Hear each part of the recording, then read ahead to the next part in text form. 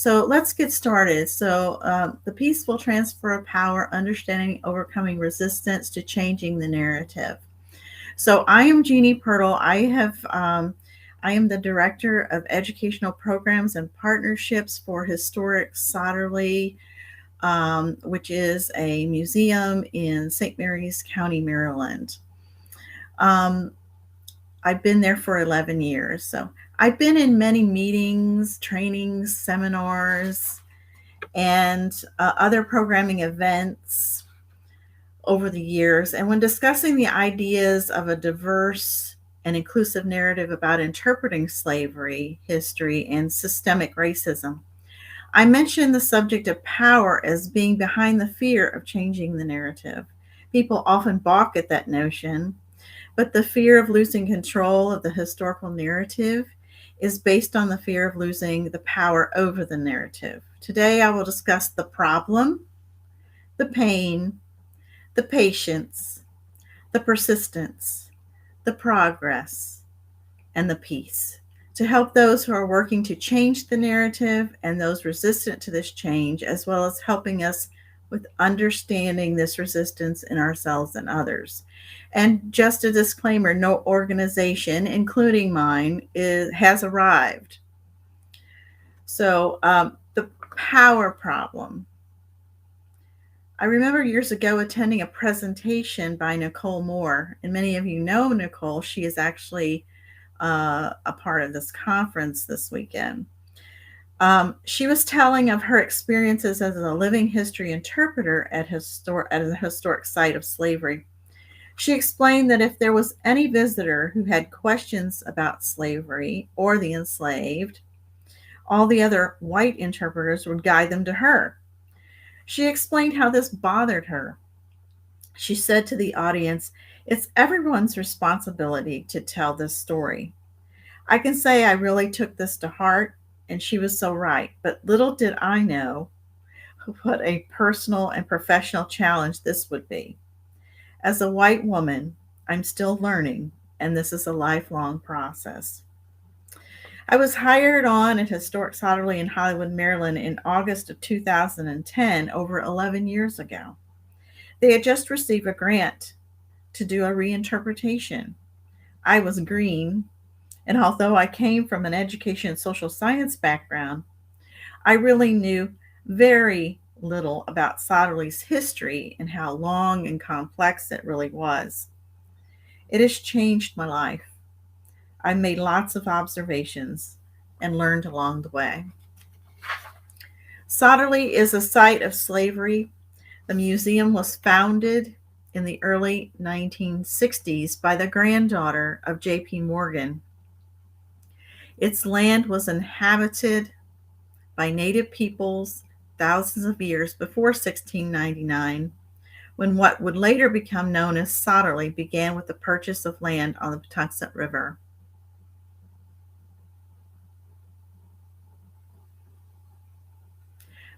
And settled by a wealthy Englishman who was an agent for the Royal African Company. Hi, Meredith. I got distracted. One of my good friends and mentors just showed up. A border, a generation's owners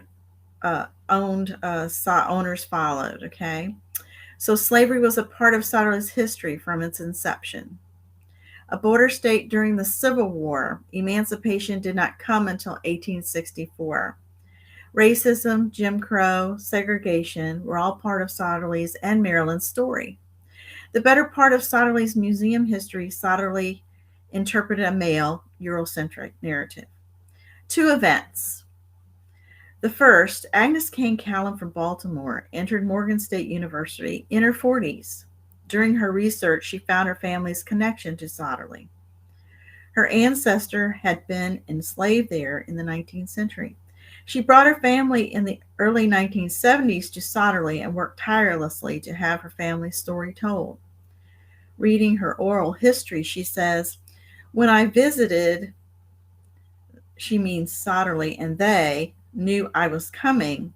When I had left, would be displayed, but when I came unannounced, it was not." She did not give up and even joined with the descendant of her ancestor's slaveholder to save Sotterley from extinction. That was 25 years ago. The second event was the reinterpretation mentioned earlier that began in 2009 2010. With reinterpretation began was a concerted effort to find a more accurate history and one with more stories of more people, particularly the stories of the enslaved women and children, those who held the least power, which all were eager to begin and learn the stories. Resistance started to come, however, when integrating these stories. Slaveholders were held in high esteem by themselves and their peers during their time. The realization that no longer would a visitor hear only the owner's perspective on what kind of slaveholder he or she was and why he was a slaveholder met some resistance. It would now also be perceived through the eyes or perspectives of the people that they enslaved. No longer would the slaveholder totally control the narrative. No longer would phrases like, "that's just the way it was back then," "he was a kind master," "slavery is never kind," "if it was so bad, why did they stay?" "they were better off," "he really didn't want to own slaves." All this doesn't hold any water anymore. Those would no longer hold any weight because these are from the slaveholder's perspective and those that benefited and continue to benefit from the legacies of racial chattel slavery. The fact that people not only survive but thrive culturally and spiritually despite their enslavers is brought to light. Another one I hear from some historians even, we can't tell what he, the slaveholder, believed felt. I find that if I read primary documents that you bought and sold people, you sold away their family members, you joined a vigilante group, you did everything in your power to preserve the institution of slavery, you tried to get reparations for lost property at every turn, I pretty much can tell how you felt about slavery.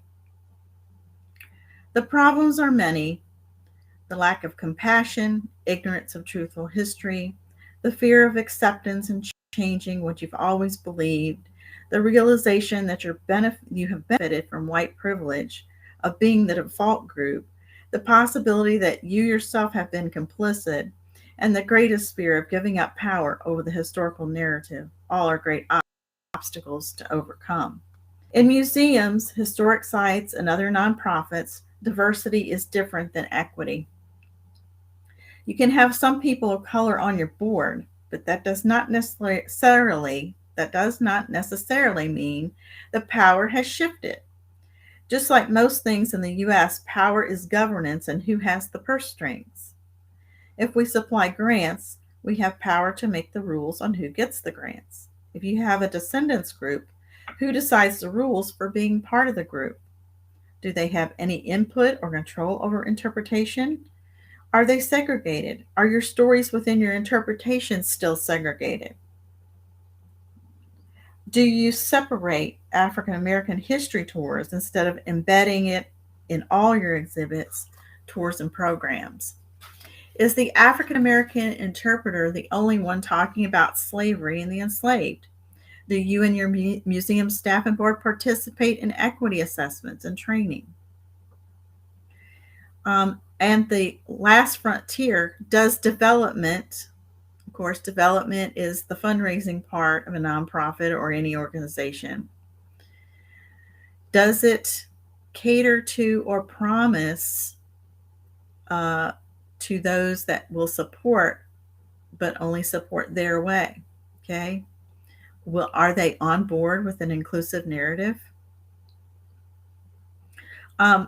One story I'll tell about a development. So when we do brochures, and we were doing development brochures, and there was pictures on this for a campaign, and there was one of my favorite pictures that we have was an African American woman at one of our Middle Passage ceremonies that we had in 2012, and outstretched hand over the water, beautiful dress, um, just a striking picture, just a striking moment. Well, we heard things like, where to put this picture, and putting on the front did not go forward. It was put back some because I've heard comments from people that, want to support, think they want to support, but they'll ask questions like, so you don't only talk about African Americans, do you? Um, so they need some education on what they're supporting. And the answer should be, our stories are diverse. Our stories are from multiple perspectives. But it's always amazing to me how uh, eons, um, the only narrative is a white Eurocentric narrative, and that when you start including and embedding these stories, that you get that fear that somehow the white narrative is going to be lost. So development is one of the last frontiers in a museum because money is a big deal, especially in a nonprofit or some other organization like that. Um, okay, so the pain. When I listen to mixed groups of people that descend from slaveholders and the enslaved, I hear a common thread. Everyone has felt pain when coming to grips with the truthful telling of this history. Descendants of enslaved have lived the harsh legacies of this history, and most carry generational trauma. They have experienced racism, both in microaggressions and blatant acts and words. They often feel a range of emotions, from anger about what their ancestors endured to inspiration at the resilience of their ancestors. There is also the complication that some are also descendants of the same slaveholders that held their people in bondage. Yet another legacy. So deep is the legacy embedded in our government and social systems that were established on the basis that people not of white Western European descent were inferior and not equal. Those of us who are white, we seem fragile when confronted with the reality of our own history. And of course, most people probably in this audience have heard of the book White Fragility. The chapter on white women's tears really hit my rear. Okay, but if you haven't read it, please do. Our friends of color grow weary of explaining and defending as they wait for what should be the obvious compassionate response. Our faith, often used to justify our wrongdoing, ironically sustain the spirits of those in bondage. We whites like to blame others for these injustices instead of accepting the truth of our combined history. We refuse to hear the history, or worse, deny others from learning their history. We become confused or even angry when we are lumped in a group. This is because whites see themselves as individuals and categorize others in groups. Therefore, white people don't understand why black people don't agree on how to solve problems or don't respond the same way. We still see others as a group instead of realizing that each person is an individual. The patience. I often hear people in museums or change groups lament about, why didn't more people of color attend, or why don't more people of color volunteer? Like, if we build it, they will come thing.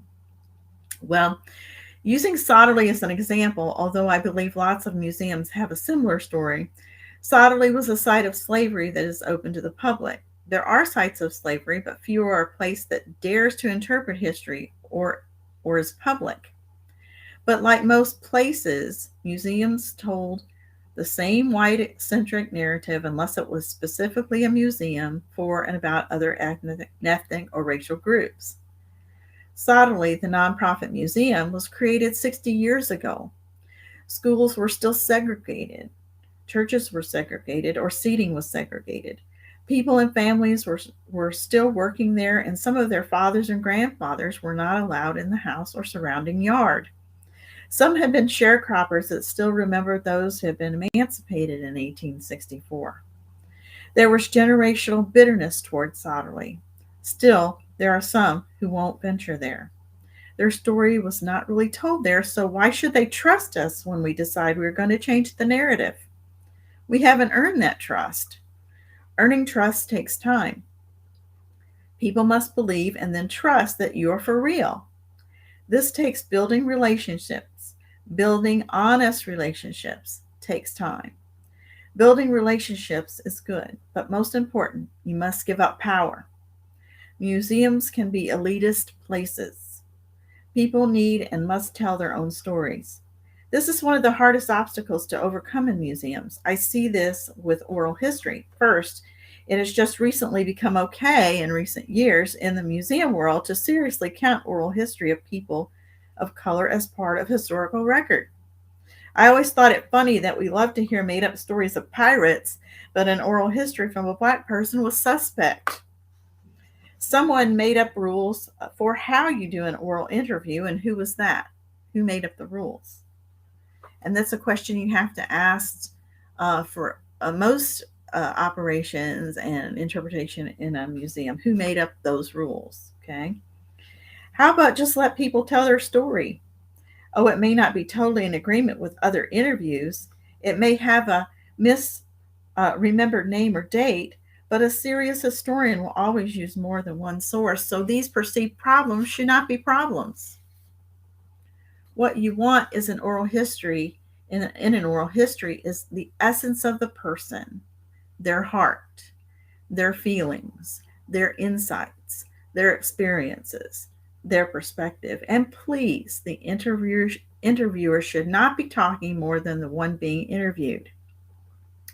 It also is important to not have a power disparity between interviewer and interviewee. In other words, they need to be able to trust you. A word of warning: whenever there is grant money, the smell of support, fame, any of those things, this work can become exploitative very easily. Check your motives daily, individually and institutionally. Why am we doing this? The founder of the Association for the Study of African American Life and History, ASALH, Carter G. Woodson, son of former slaves, was the second black man to earn his PhD from Harvard in 1912. He was considered the father of Black history. He first established Black History Week, which corresponded with the birthdays of Lincoln and Frederick Douglass. This later became Black History Month. It is in this month the organization announces the theme of study for the year. Never intended to be the only month of the year to study Black history, only the first of 12. But this too can be abused as the token month that Black history is studied or remembered. Woodson himself said, and I'm using quotes from the article that I got this from. Woodson himself complained about the intellectual charlatans, black and white, popping up everywhere, seeking to take advantage of the public interest in Black history. He warned teachers not to invite speakers who had less knowledge than the students themselves. Interestingly, publishing houses that had previously ignored Black topics and authors rushed to put books on the market and in schools. Instant experts appeared everywhere, and non-scholarly works appeared from mushroom presses. In America, nothing popular escapes either commercialization or eventual trivialization. So Woodson had his hands full in promoting celebrations worthy of the people who made the history. And that was by Daryl Michael Scott. The persistence. This is a lifetime of work. It never ends. Sometimes there is joy and often despair. It doesn't take many years for a whole generation to forget its history. People who forget become easy prey for misinformation. They can lose their sense of belonging, their sense of perseverance. The goal in education is to promote critical thinking, being able to see an issue from multiple perspectives. being able to do self-assessment and how and if to apply this knowledge, being able to relate knowledge learned from the past and see real relevance to the present without falling for logical fallacies. This learning through multiple and diverse perspectives also creates compassion and empathy for others. Beware, the enemy of equity is very clever. It often disguises itself under another name. It may become a buzzword to instill fear of ideas or change. It loves to make you focus inward instead of reaching outward. It promotes ignorance, blame, and distrust, sometimes violence and death. It numbs or kills the conscience to murder compassion. It gives a false sense of security. It destroys lives, communities, even countries. When you tell, just a word of experience, when you tell this history of change after you're a site that hasn't done so, you will lose people in the process. You'll lose teachers, docents, board members, employees, even. And that could instill fear. Oh, we're losing people. Well, just know that when you change this narrative, you will. Okay.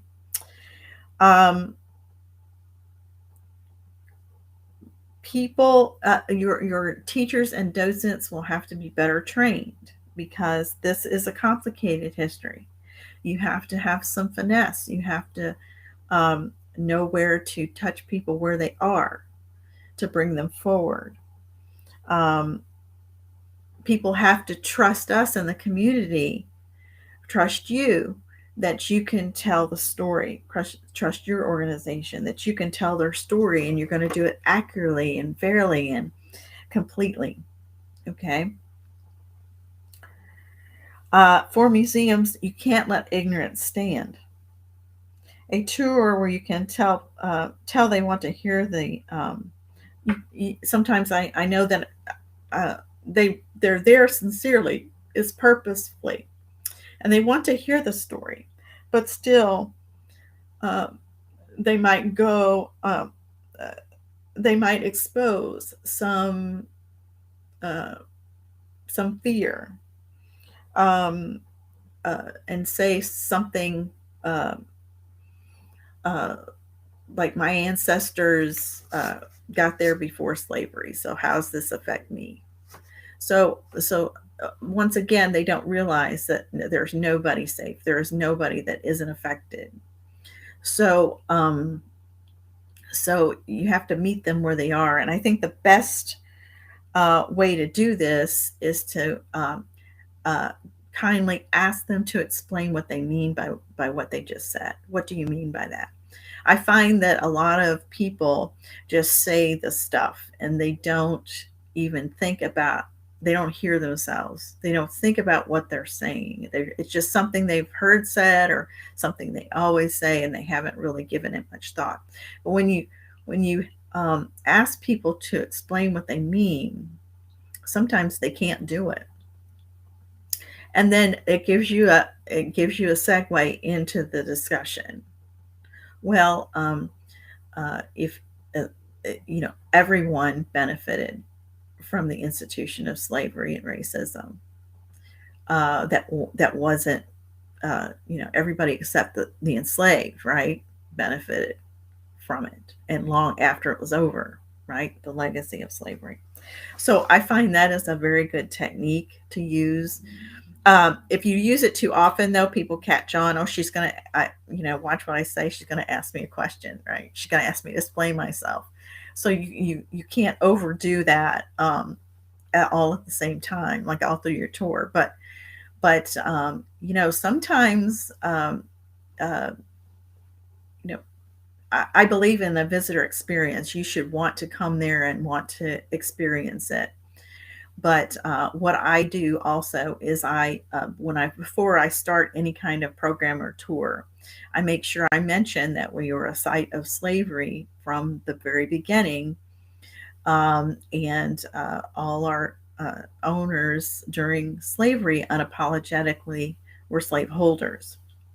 So I say that right off the bat, so you're not surprised. So I don't go through and they know, the visitor now knows this is going to be part of the tour.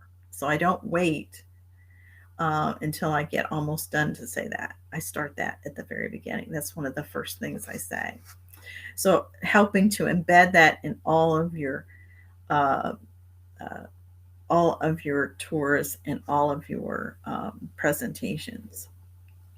Okay, so the progress. Major social change is slow moving. It takes a lifetime, sometimes several. Our history bears this out. Women's vote in 1920. What took so long? Chattel slavery for centuries, and some forms of slavery still exist. But change can and does happen. It happens at a slow pace, though. Sometimes we are so in the struggle, it is hard to see the progress. And if not vigilant, we can backslide and repeat mistakes we could have learned from our study of the past. It's all about the legacy we leave, the people we have influenced, taught, and mentored. Do you leave the next generation with the tools they need, the skills to survive and thrive, a more equitable and compassionate world? Um, the peace. Um, oh, yeah, did I say peace? I really can't think of too many well known people that lived for peace that were not met with strong resistance or even violence.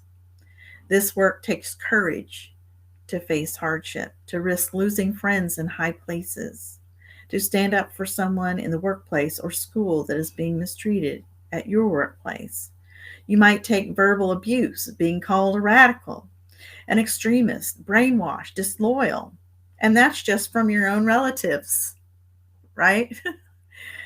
Some of that's from your own relatives, even people that are very close to you, um, uh, and and then the community.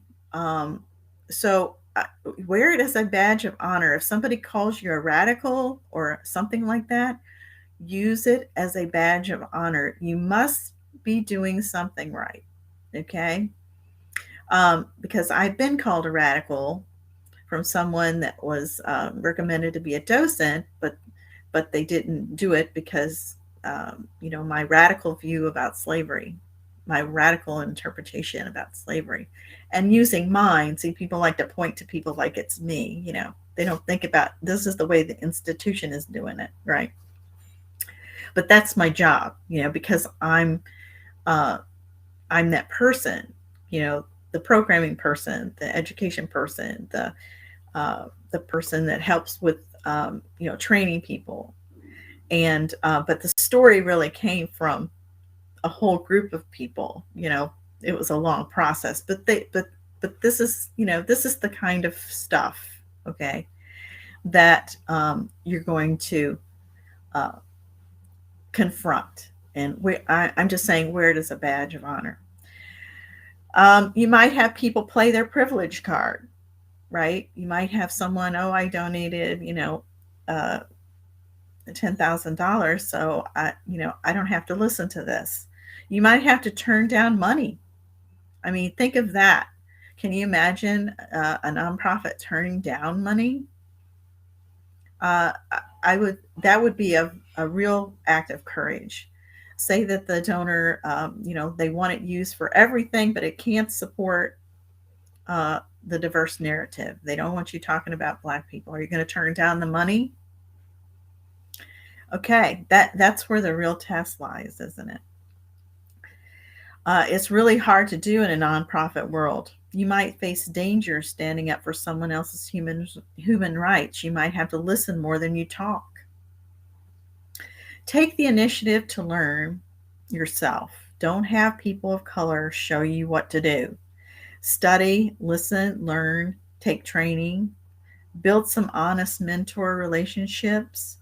And then when you do that, then you can have honest conversations with your mentors and those close to you that can help guide you. And you can ask those difficult questions and trust that you'll get an honest answer. So some of my mentors, Ann Chin and Ann Cobb from Middle Passage Ceremony Support Markers Project. Um, I have several mentors that are in this work from St. Mary's College of Maryland, our local college. Um, uh, Meredith Taylor here on the chat is one of those people. So that's, you know, it's annoying uh, when you know, just throw up your hands and say, "Show me how to do this." You have to take initiative, right? Um, be open, keep your heart open and your mind open. You will always catch yourself thinking in new ways. You will also catch yourself messing up sometimes. That, oh, wait, I didn't think of it that way. Forgive yourself. Admit that yes, this is something I need to address, and move on. Okay, there is always hope. Keep working.